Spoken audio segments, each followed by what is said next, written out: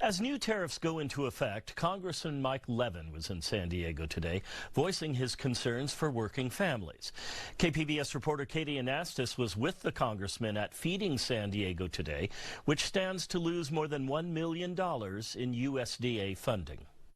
Don't let it sit and get it moving, which is exactly what we want. Levin toured Feeding San Diego's warehouse today, where volunteers and staff organize fresh produce and canned goods.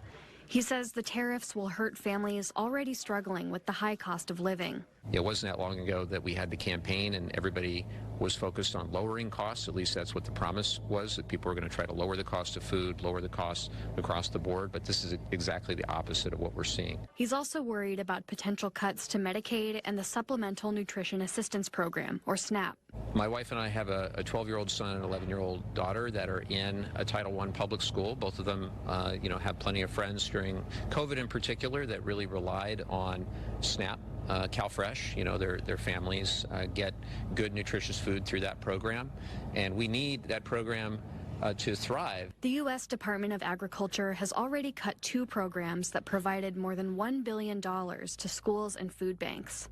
About half of that funding was for the Local Food Purchase Assistance Program, which allowed states to purchase food from local farmers. We work with 24 farms, one as small as 4 acres, others up to 300 acres. Bob Kamensky is Feeding San Diego's CEO. He says that funding has helped many of those farms stay in business. They may not be there in another couple of years. You have to remember that the cycle on this is not turn it on, turn it off. They have to grow it first, but they have to grow knowing they're going to have a market to get it to. Beyond that program, Feeding San Diego doesn't rely much on federal funding. But Kamensky says many of the people they serve do.